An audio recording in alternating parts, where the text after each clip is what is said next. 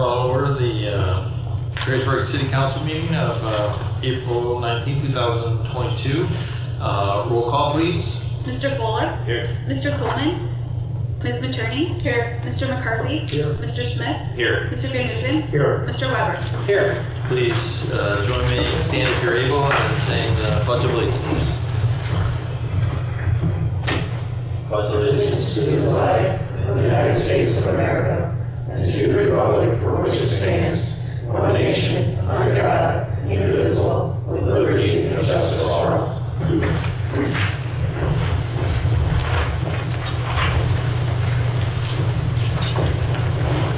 Minutes of the council meeting of April 5th, 2022. Thank you, Mayor. I know everyone received a copy of the council meeting minutes as well as the public hearings. I didn't receive any objections, and if no one has any objections, we will consider both the meeting minutes of Perrysburg City Council held on April 5th, 2022, as well as the public hearings approved. Second.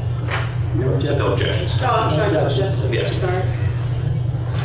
Okay, very good, thank you. Special reports, we have no special reports. Letters, communications, citizen concerns. Hello, everyone. My name is Deborah Bourne, 125 East Front Street, Perrysburg, Ohio, 43551.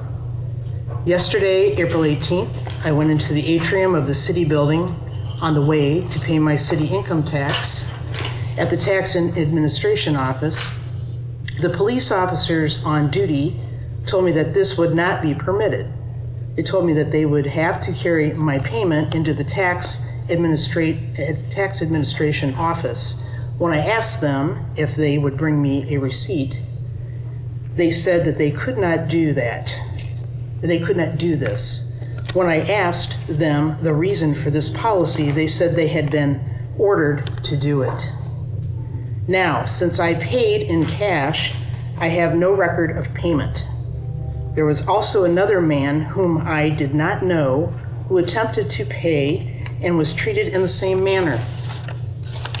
I came here tonight to state for the record that I believe that this to be a total violation of basic civil rights, and I would like to know what possible justification the administration can offer for allowing this.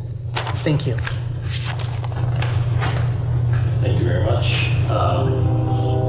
We will take that up with the police and see what, and get back to you if something's appropriate. Thank you very much. Any other letters, communications, citizens, concerns? If not, Mayor's report, just a couple items first. Want to thank all the residents and community members who have volunteered their time the last couple Saturdays, and those that will volunteer the next couple Saturdays for cleaning up our parks. We really appreciate all their efforts, and we think that really is one of the reasons that Perrysburg is a great place to live, because people are willing to sacrifice their Saturday mornings in adverse weather conditions as well to help clean up the park. So I want to also recognize Judy Hagan and her team for organizing that. It's really a very successful event every year, especially since it didn't happen for a couple of years because of COVID. Nothing else other than the administration has brought on the agenda, it's up to council what it wants to do, resolution 42/2022 regarding the water tower. The council approved putting money in for a particular project. We didn't have a price quote, so there wasn't no specific amount. Amount allocated was $55,000. This is a changeover above my authority to proceed. We understand that council gave clear direction, but now we've started on that process. There's not much debate about this topic, but the administration does not feel comfortable going forward above the threshold amount, because that was not specifically identified when the money was set aside as part of the budget. So we bring that to your attention. We think it needs to be considered. We do have a time pressure. We understand that Corey's not here, so if you want to wait, that's fine. We do think that does impact possibly the ability to move forward with what council intends. I made my views on whether this is a good idea or a bad idea very clear. But I do not have authority to sign a tire change order above $25,000, which is what you're asking me for. So council needs to take some action either today or next council meeting regarding this matter. I know Mr. Coolman's not present. If council's in agreement with that, we would hold up until the next council meeting. I believe you take a possible risk of not being able to get them an answer in time to do it. Do we know that for a fact, or are we just assuming that? We talked to people today and we can report what we know. 2 weeks? So they have already begun, to the best of our knowledge, working on the stencils that you all requested. That work, whatever that work is, completed one way or another, will have to be paid for, whether something changes or doesn't change with this council. We will have to pay for that work because we requested that that work be done. This change order is really just a formality on what you all voted on in February, unless the opinions of city council have changed, because the contingency for the contract was $43,000 approximately. This change order is $47,000. It's outside the scope of the original agreement. And please keep in mind, even if it were $43,000, then we'd have no contingency money left at all for anything that actually comes up as an issue with this project. So this is just you granting us the authority to amend the contract and to add $47,000 to the base contract that will leave us the $43,000 contingency, so that we, as things come up, don't have to come back to you when those things happen, as happened with every contract. But the real question is delay. If we delay, we may pay for work that you all don't want done, ultimately. That's my only statement. In speaking with the city engineer, the construction firm, commenced their art section to start producing the mural that's up there, reproducing it in terms of the stencils. And I know Councilman Coleman was concerned about the color and the font. They have the Pantone, they have the font. So they're working on those. We don't know if they're complete yet, if they're halfway done or not. But until we know for sure what this council intends to do, I don't know if those stencils that we've commissioned are going to be used. If it's going to be something different, then I have to re-engage with the contractor and have new stencils made with whatever that is. My understanding is that this is a 6-week project. That's all that the contract calls for. And that started last week with starting to drop off materials and starting to mobilize. They'll be on site next week. We've been drawing water down in that tank in preparation for this. The final 1/3 of the tank will be used to actually clean the tower off once it's sandblasted. And then they're in there doing the repairs and starting the painting process right away, because that tank can only be without water for 30 days. That is an obstacle that we have before us. If council chooses to take different action down the road, or even this action that may delay the contractor in actually finalizing the painting of the tower, they'll have to leave, they'll have to go to their other projects that they've committed to. They will find time to work us in to their schedule. It'll be more than the $47,000 because we'll have to pay remobilization fees to that contractor, which could again require a different change order down the road, even if it is the mural, but the mural has not been decided on formally in terms of that contract change. So time is imperative in that sense. But again, we can work with whatever council decides, just understanding that it may require new production of new stencils. It may require remobilization fees, which again leads to additional change orders, because that contract has to remain empty in order for that painting to take place, and that can only be done during 2 different times during the year. It's either now or it's sometime in the fall, and then we are working at the mercy of the contractor's schedule. And also the weather. Correct. So to make a to be short here, 2 weeks isn't going to destroy the project at this point. In terms of destroying the project, the project will ultimately get done. It may not be this year. It may be next year. And the cost to do the $47,000 would be another cost. the question is if this gets approved by May 3rd, that's not going to hold anything up at this point. If it's a 6-week project or 1 weekend, this would happen. Last year, we were 1 weekend, this is the second week, I believe, of the project. They started mobilizing sometime last week, so the clock starts ticking then. So last week would be 1 weekend today, doing the math, and then They're on site next week, you said? They're fully on site next week and starting the sandblasting process. Following week. I mean, this has become a pretty significant public issue. I hate that. I mean, I think the full council should probably decide. We completely understand that. I mean, with the board, what he tells, and the council feels it's appropriate. The contractor will do whatever the contractor needs to do, and if that means he leaves site to go to another location and comes back sometime in the fall or the spring, then that's what it is. If we wait 2 weeks, he's gonna stop this project and go somewhere I just do not know if council chooses to not do what the vote represents from back in February. That requires new stencils to be made, which take a couple of weeks to produce. let's go with the assumption that no, there isn't a change on that, and it delays 2 weeks. If it's the stencils that are being created, it would just be a form formality at that point. Correct, yes. Okay. The weather cooperates. Weather is always going to be a factor in a project like this. We don't know if we're going to have a wet spring, early summer or not. And the same could be said in the fall. We could have a very wet fall that could impact that as well. But mobilization costs are can add up a lot quickly. And I don't recall what the mobilization costs were in the initial, in this initial mobilization. I know it was a line item, but I don't recall the dollar amount. It'll be more because it gets changed item. So obviously it's up to council to decide. Okay. This council is going to wait.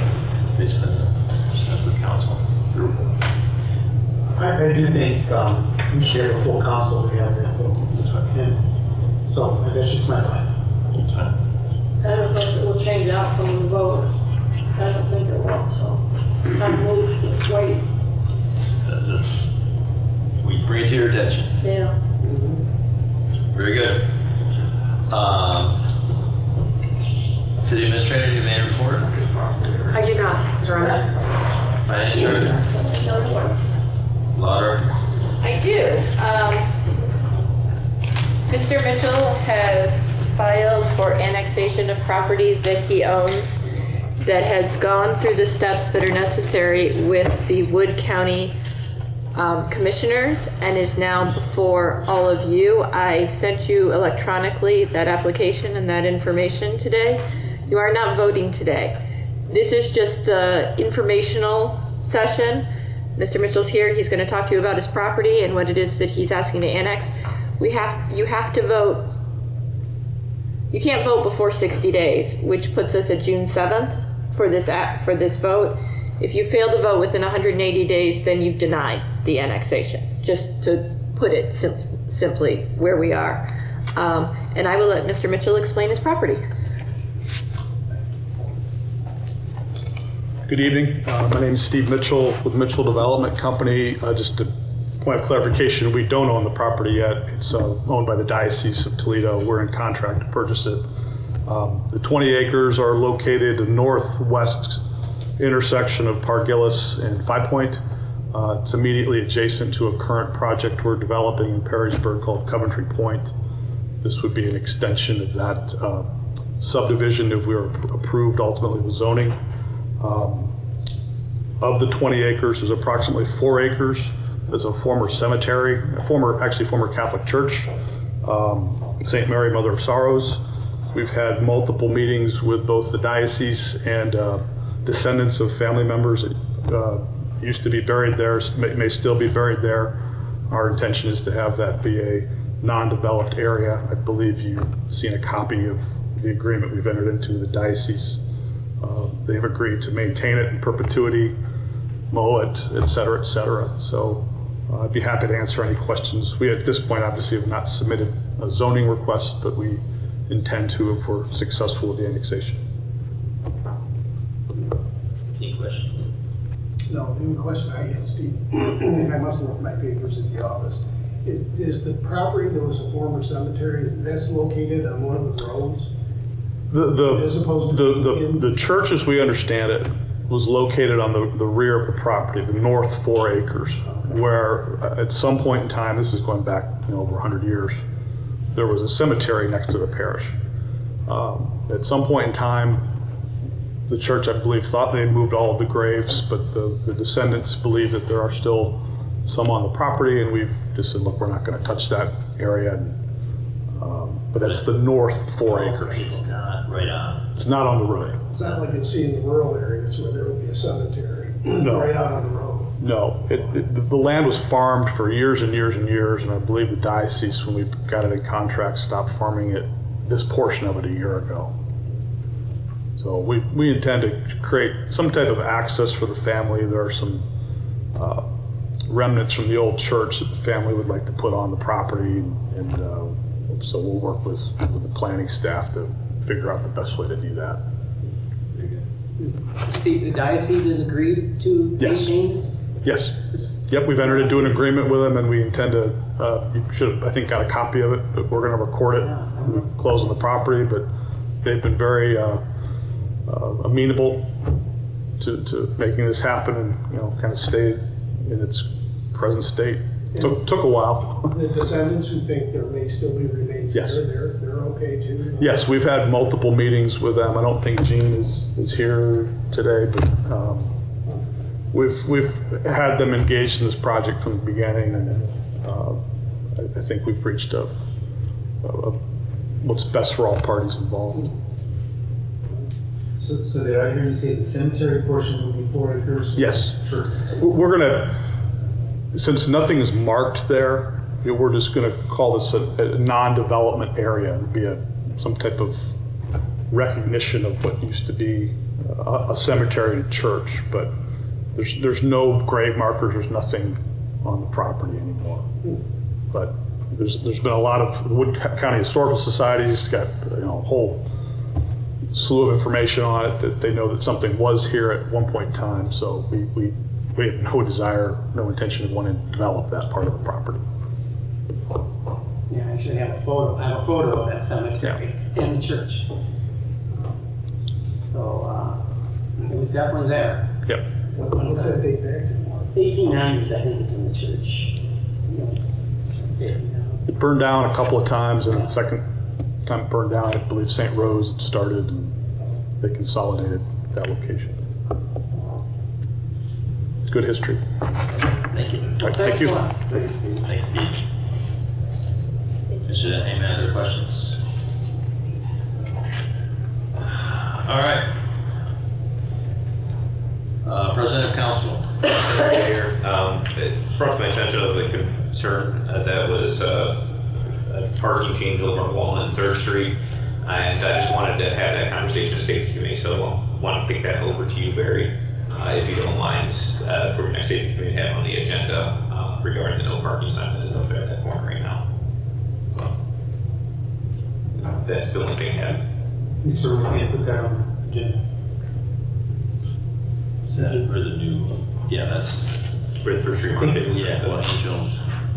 Yeah, I think so. Okay. Walnut, It's on the wall. Yeah, it's on one. Yeah, I think she told me that. Yeah, that's the only item I have for my report. Thank you. Mayor reports, finance. Thank you, Your Honor. Finance and Economic Development Committee met on April 12th, 2022. Meeting was called to order at 5:34 p.m. by Chairman Mark Weber. Committee members present were myself, Jonathan Smith, Tim McCarthy. Also present were Bridget Cabot, City Administrator, Amber Radford, Finance Director, Kayla Trago, Deputy Finance Director, Steve Bronder, Income Tax Commissioner, and Kelly Chalfon, Human Resources Manager. We had the approval of the prior month's minutes. There were no objections. Were approved 3-0. Mr. Smith noticed on the credit card statements that the Utilities Department has purchased labor law posters. He wanted to know if this is something HR provides to all the departments. Ms. Chalfon explained that the city has a subscription to a service for that. And Ms. Chalfon will talk to Alice Gossi or Matt Coma about this. CRA review, Glenn Grisdale, principal at Reveille and Economic Development consultant for the city, wanted to give the Finance Committee an update on the Wood County Tax Incentive Review Council and the incentives monitoring that was done for fiscal year 2021. No issues were reported. Companies exceeded or met the performance standards in regards to property investment, job creation, and payroll, even with complications from COVID-19. All Perrysburg schools and Penna Career Center donations are current or have been invoiced and are expected to be paid. Mr. Smith was curious if anything will be changed with CRAs with people working remotely from home. Mr. Grisdale explained that most of the current CRAs are hands-on jobs where things must be done in person, so the majority of those employees could not work virtually from home. Mr. Smith wants to be sure with future CRAs that we make sure the jobs being created are here in Perrysburg, especially with many working remotely now.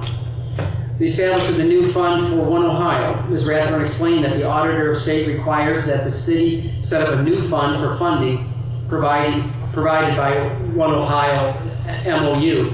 The committee is recommending 3-0 for this to go on to City Council. Delta Dental renewal. Ms. Rathburn stated that the city has been with Delta Dental for several years and that their rates have not increased since 2016. Beginning 4/1/22, their rates increased 5%, and Mr. Holzmer, Savage and Associates, recommends staying with Delta Dental. The committee recommended this 3-0 to go on as well. Commercial card agreement. Ms. Rathburn explained that this is an agreement with Huntington Bank, and there's a vendor that IT is purchasing from that only accepts credit card payments, and Huntington offers a virtual credit card with a one-time generated number.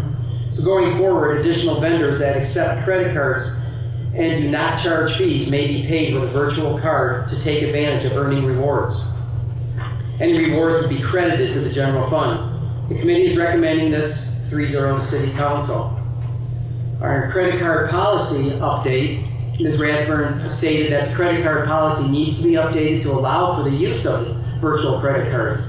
She added that the Finance Department will not pay any vendors that charge fees to use virtual cards.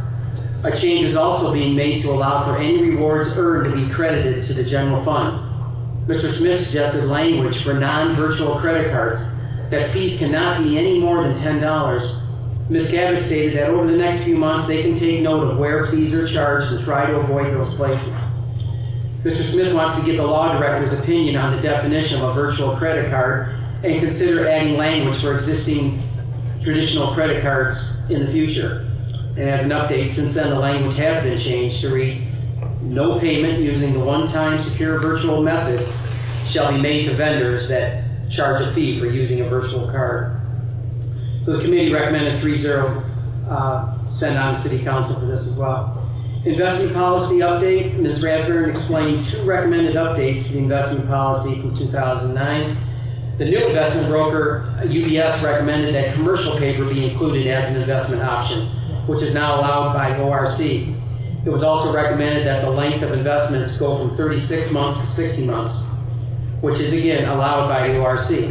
The committee is recommending this 3-0 to City Council. A change order with Software Solutions. Ms. Rathburn stated that this is for the finance software they are training on right now. Setup for pre-printed, pre-numbered checks were included in the original agreement. The change order will give finance the opportunity to use blank check stock, which will be more cost-effective in the long run, and will allow them to have multiple users as well. Mr. Smith wanted to know if the training is a one-time or if it occurs throughout the year as needed. Ms. Rathburn responded that Software Solutions has been recording all of the trainings so that they can watch them back anytime, and that they have been great to work with so far. The committee is recommending this 3-0 to City Council. Quarterly income tax review. Mr. Bronder stated that they collected about $1.7 million for the month of March, and that was a fairly strong month. The first quarter of 2022 collections are up 33% year to date, but there was a large payment still from February 2022 that is still skewing the numbers, as it may need to be refunded one day. Finance Director's report. Mr. McCarthy wanted to know if MTM Transit is Perrysburg Transit, which Ms. Rathburn confirmed is correct. Mr. McCarthy also is curious if Perrysburg Transit not offering service on Sundays will change anytime soon. Ms. Cabot explained that there was a drastic decline in requests for ridership in conjunction with being down one dispatcher. There was not enough staff to service rides on Sundays. They are hoping that the request for rides on Sunday will go up and are actively looking for a new dispatcher.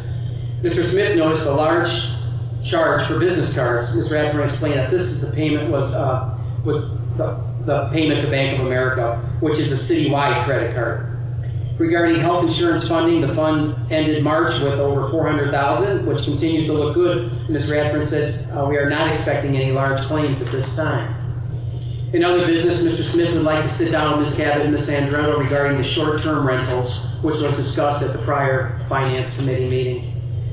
There being no further business, the meeting adjourned at 6:25 p.m. So now we have several pieces of legislation.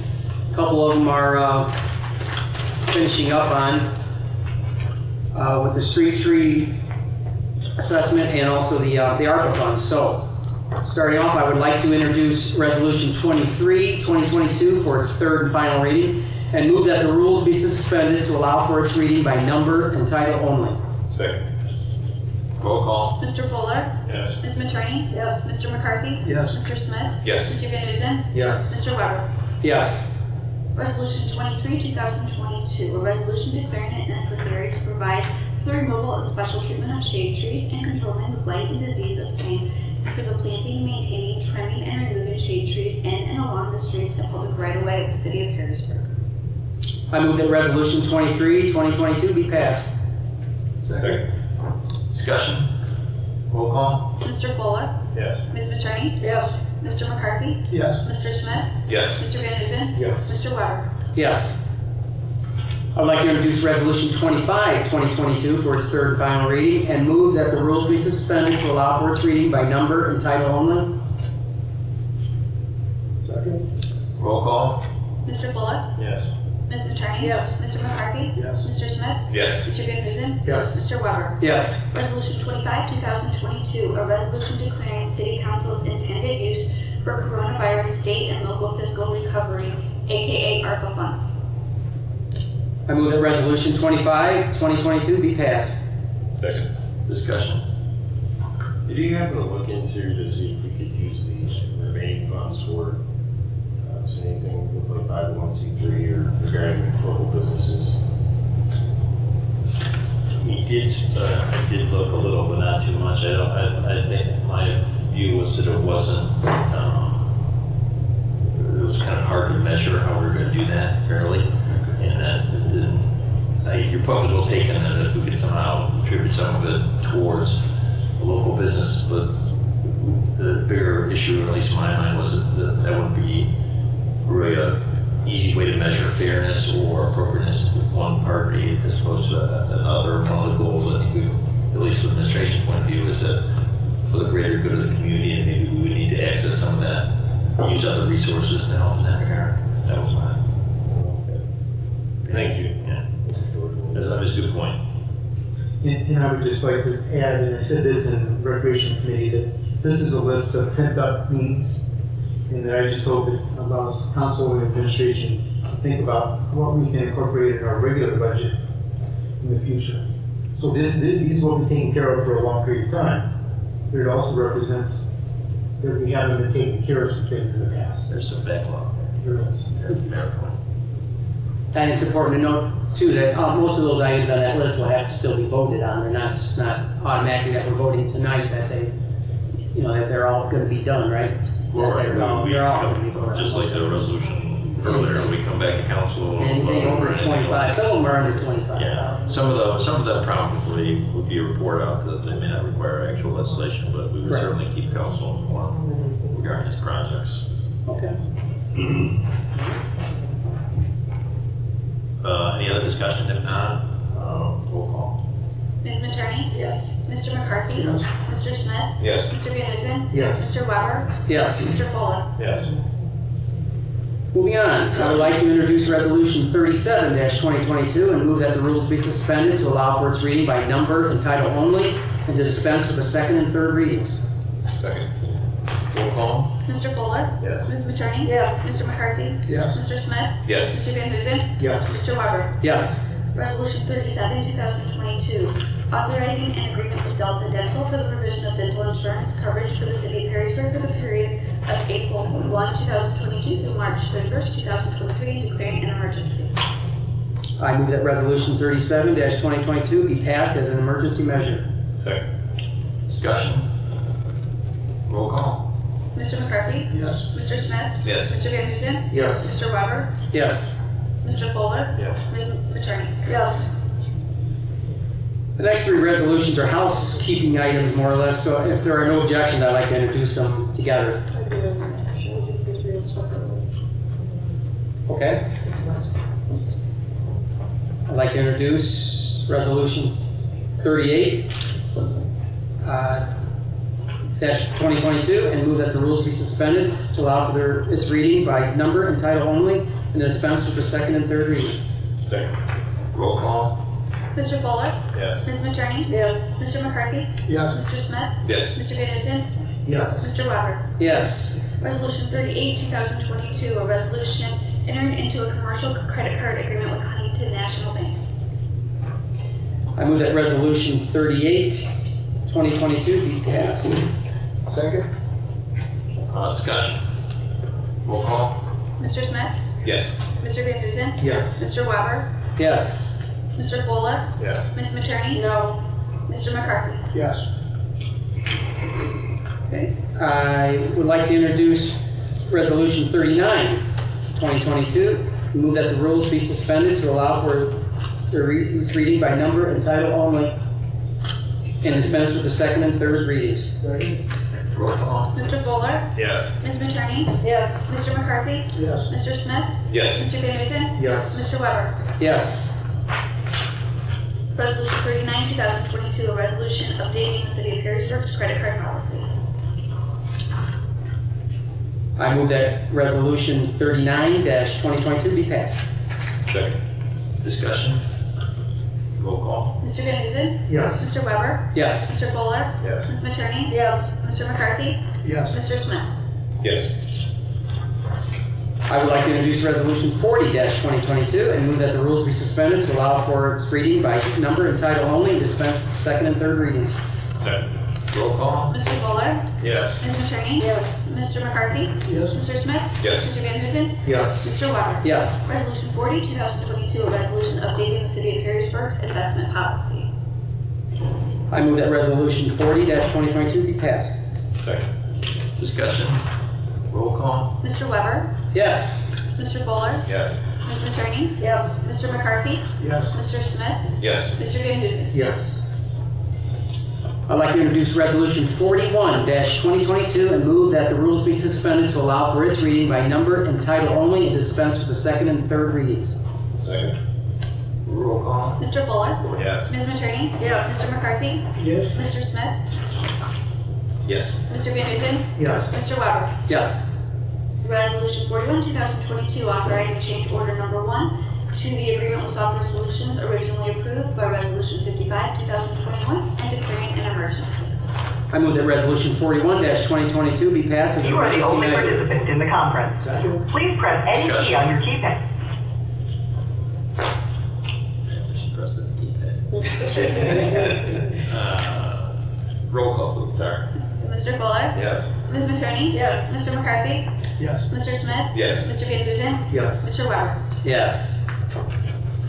I'd like to introduce Ordinance 27-2022 and move that the rules be suspended to allow for its reading by number and title only, and dispense with the second and third readings. Second. Roll call. Mr. Fuller? Yes. Ms. Matroni? Yes. Mr. McCarthy? Yes. Mr. Smith? Yes. Mr. Van Huzen? Yes. Mr. Weber? Yes. Ordinance 27, 2022, authorizing all actions necessary to establish the One Ohio Fund. I move that Ordinance 27-2022 be passed. Second. Discussion. Roll call. Ms. Matroni? Yes. Mr. McCarthy? Yes. Mr. Smith? Yes. Mr. Van Huzen? Yes. Mr. Weber? Yes. Mr. Fuller? Yes. Next meeting of the Finance and Economic Development Committee is scheduled for Tuesday, May 10th at 2022 at 5:30 p.m. End of my report. Thank you very much. Safety Committee. Thank you, Mr. Mayor. I do not have a report, but I do have a resolution that I would like to introduce. And I would like to introduce Resolution 43, 2022, and move that the rules be suspended to allow for its reading by number and title only, to dispense with the second and third readings. Second. Roll call. Mr. Fuller. Yes. Ms. Matroni. Yes. Mr. McCarthy. Yes. Mr. Smith. Yes. Mr. Van Huzen. Yes. Mr. Weber. Yes. Resolution 43, 2022. A resolution authorizing a purchase agreement with Atlantic Emergency Solutions not to exceed $874,869 for the purchase of an Enforcer PUC rescue pumper fire truck and declaring an emergency. I move that resolution 43, 2022 be passed as an emergency measure. Second. Any discussion? I just got a question then. This will get us up to 875, and then I'm the wrong line of work, because they raised their cost 5% in January, and they're gonna go up another 7.5% May 1. Correct. So with the 75 out of the 23 budget, doesn't that still leave us like 50,000 short? So what's been transpiring the last, I'll say 4 or 5 days, but let me step back. So you may recall during 2021, we were working on the 2022 budget. And during that course of time, I think we mentioned at several of the different committees that we had more requests for funding than we felt that we had dollars for within the existing revenue estimate at that time. And lo and behold, at the end of the year, that truly was the case. So we budgeted for everybody's request with the exception of like 5. And I think we told you our intent was to bring those back during the 2022 amended budget process to have those funded. One of which was a fire engine. The second one was the renovation of the second floor of the fire station. One was a refuse truck. Police station, wrong station.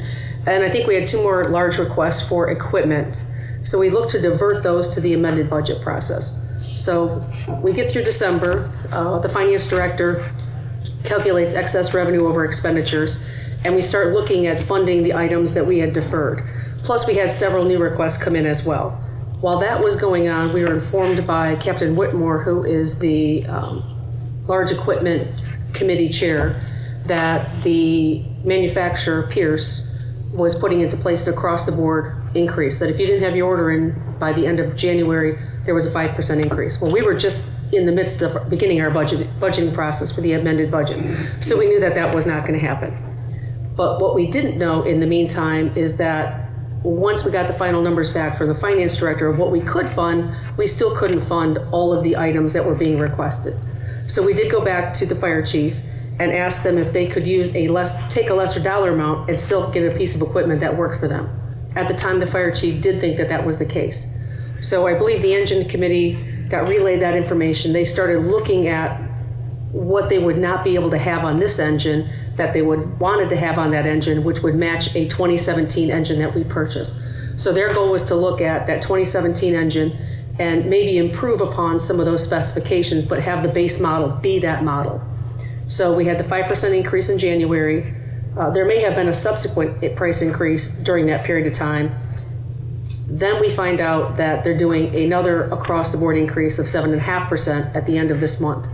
So the fire division did come to us. We talked with them extensively on Friday with their captain that was in charge of this. I think I talked to him on Saturday maybe, talked to him yesterday and maybe today as well. And they've come up with a fire engine that adds some options back that lack of $75,000 took off the table. And it's not the same model as the 2017 model, but it's closer to that model. They put back a couple options. In particular, they put back the PUC chassis, which is the pumper under chassis option, which they like in the 2017 model. I think it speaks some to maneuverability as well, I think Captain Whitmore mentioned. So they like that option. They also like the option of adding a deck gun onto the front of the fire truck. So we worked with them. We believe that this is the right thing to do. We believe it's a good purchase. It's a 25-year purchase. But they do know they're not getting the 2017 model in all of its, I won't say bells and whistles, but in all of its specifications, because actually that truck now is over $1 million. So what we thought was going to be $875 back in middle of summer is now over $1 million, just because of supply chain issues and the supplier increases. So obviously they're passing those along to their customers. But if we lock in with specifications and a contract by the end of the day, April 27th, we can guarantee and lock in our price. So if the supply chain issues continue or if new ones come about, our price is still the price. So we feel comfortable about that, and our finance director and myself had a conversation earlier this evening after I had a conversation with Captain Whitmore again.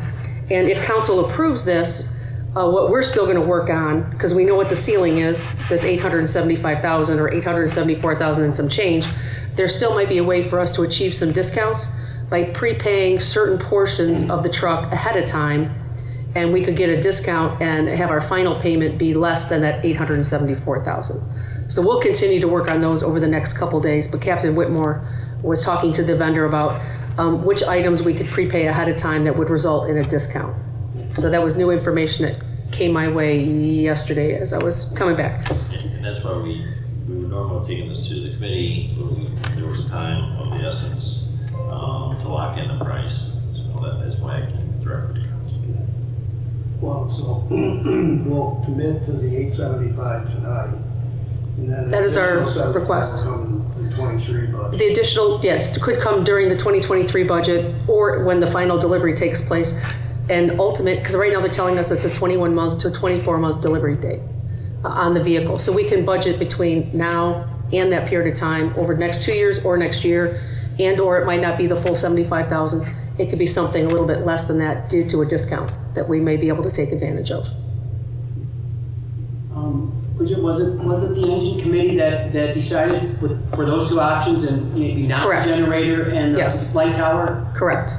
Okay. And my understanding is some of that rationale and reasoning is because we do have other pieces of apparatus that do have that on it. So when we're responding to a structure fire or a multi-vehicle accident on the highway, on the freeway, that we're bringing more than one piece of apparatus, and or our neighbors who are mutual aid or automatic aid partners are bringing equipment as well.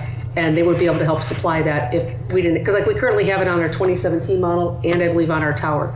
So in the case of a big event, we're going to bring everything we can, calling in all personnel as well as our mutual and automatic aid partners. That sounds acceptable to all you fellas? All right. That's what was really relayed to me by Captain Whitmore. See, they can't smile. Yes. Thank you. All right. Thanks for that. You're welcome. Any other questions? Roll call. Mr. McCarthy? Yes. Mr. Smith? Yes. Mr. Van Huzen? Yes. Mr. Weber? Yes. Mr. Fuller? Yes. Ms. Matroni? Yeah.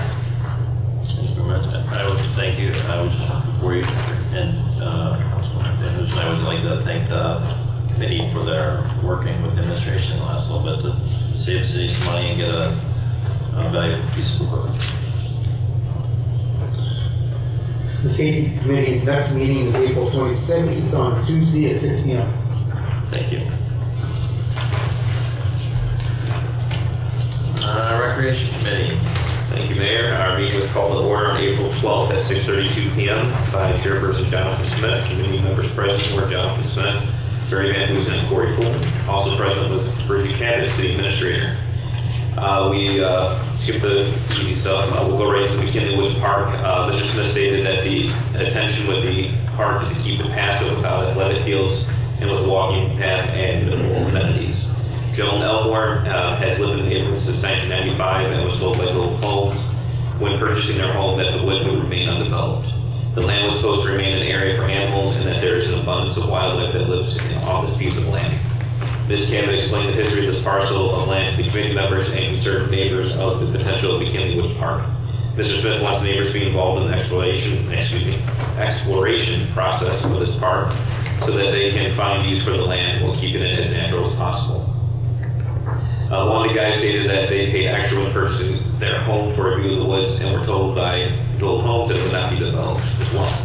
The land was supposed to be designated scenic and remain in an undeveloped natural state. This guy stated that the park would be an invasion of privacy to nearby neighbors and that traffic would be an issue. Russell Mills added that if the park does happen, a traffic study should be done and he would not be surprised if a traffic light would be needed at Code Court and Fort Meigs Road. Mr. Mills does not want to see a parking lot in their backyards, and the marginal value of the park is not enough for him. Mr. Kuma said this is a city-owned property at this point and that they are elected by the entire city, so they have a duty to not just focus on specific neighborhoods, but how they can serve the entire community.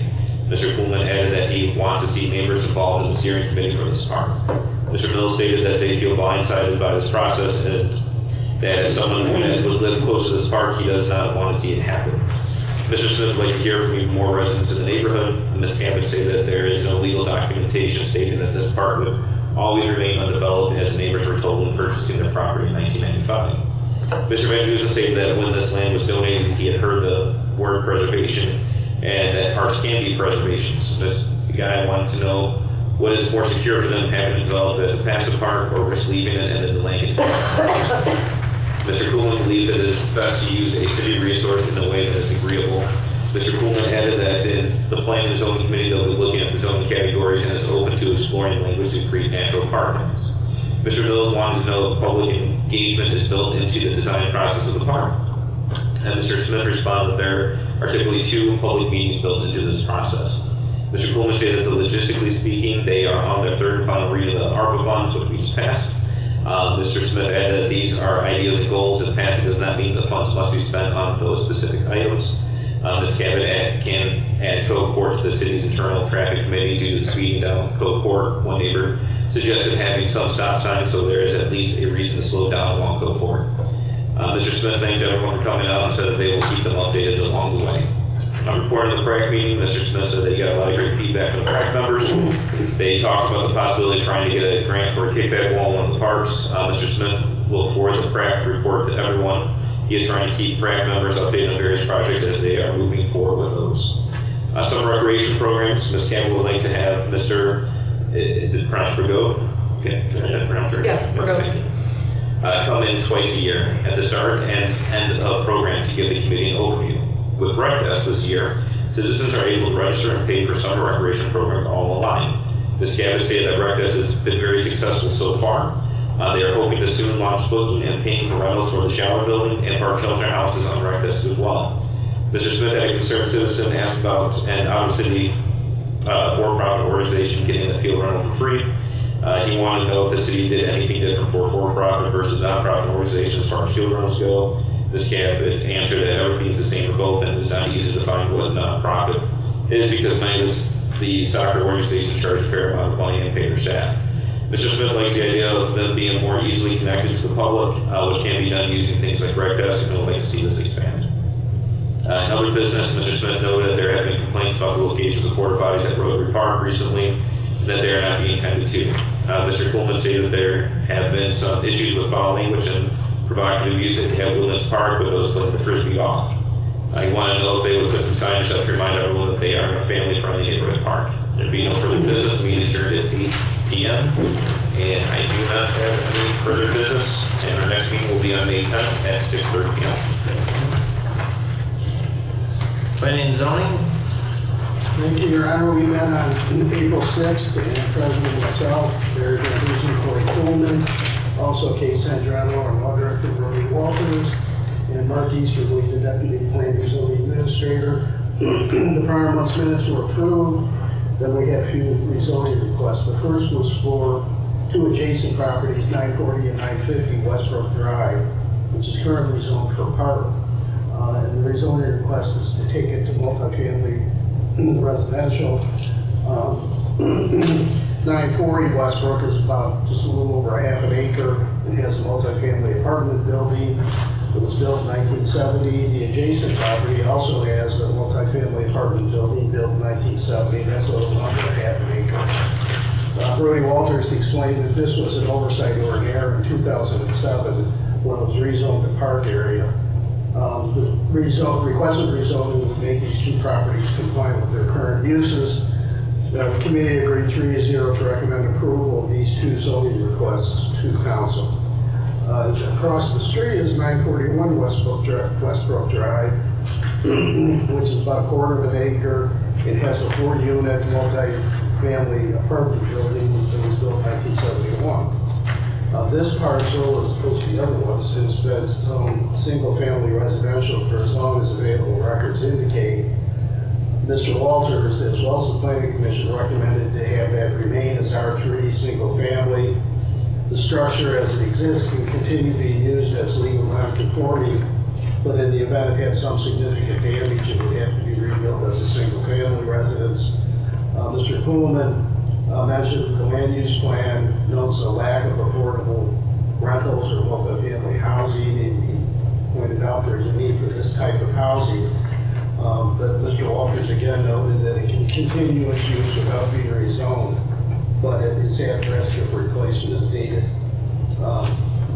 What led to these requests is a person bought all 3 properties as a package. I indicated I'm not inclined to overrule the planning commission unless there's a compelling reason to do so. We agreed 3-0 to deny this particular rezoning request.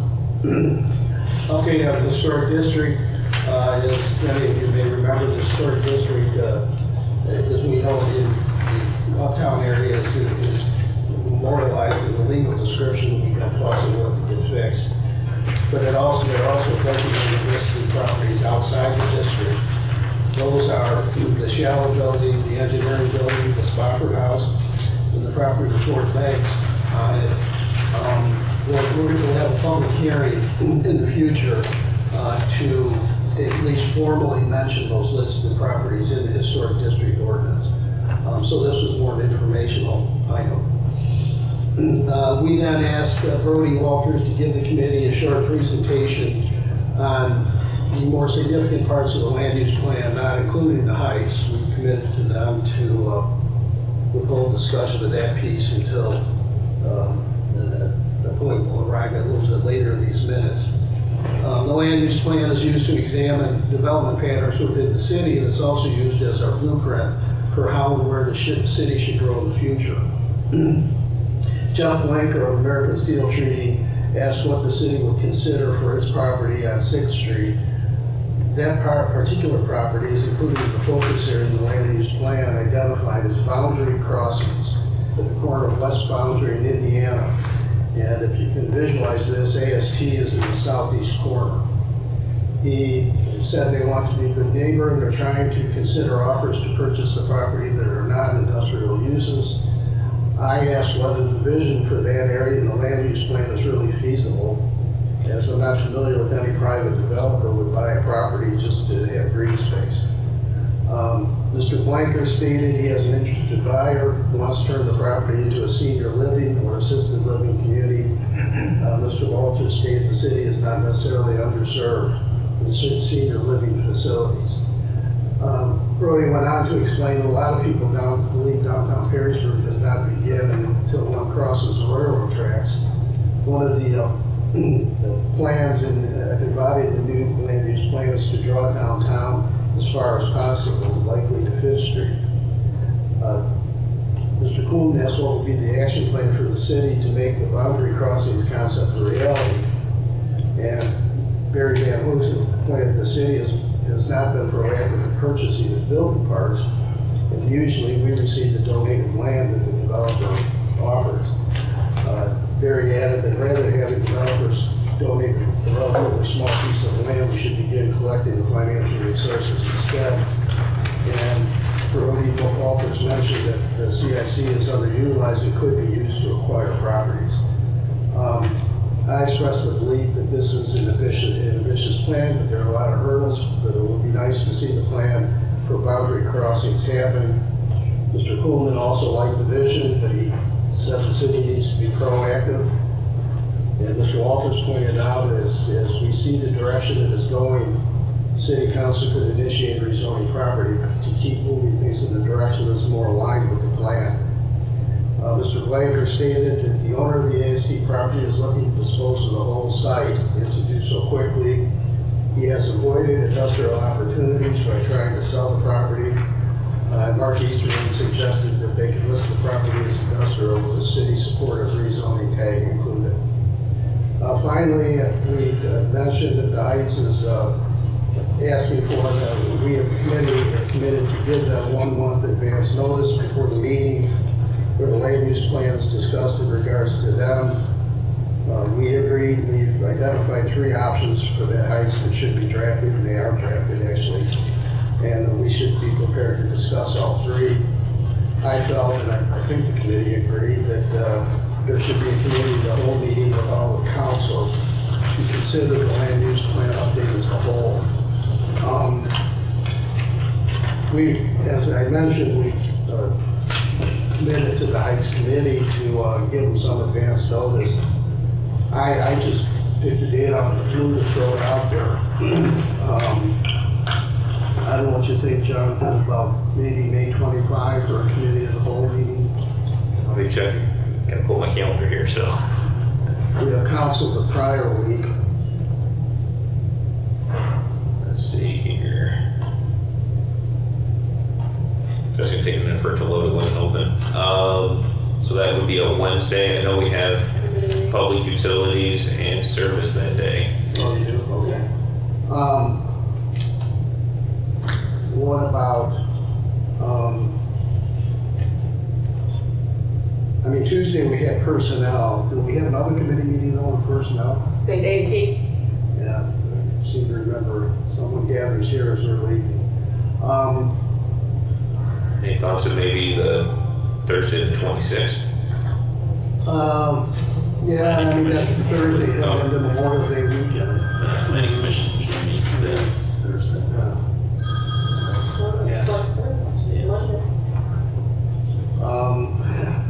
We could do the 31st. There shouldn't be anything